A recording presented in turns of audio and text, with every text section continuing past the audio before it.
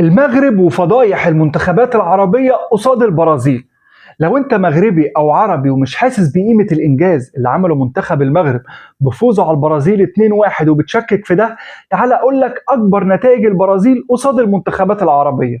بسم الله الرحمن الرحيم: تونس شال 5-1، مصر 5-0، العراق 6-0، قطر 6-1، السعودية شالت 8-2. اما بقى النتيجة الاكبر شالت 8-0.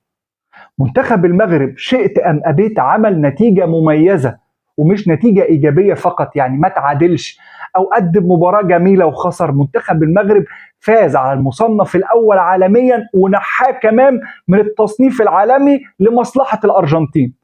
شئت أم أبيت برضه منتخب المغرب عمل إنجاز تاريخي للعرب،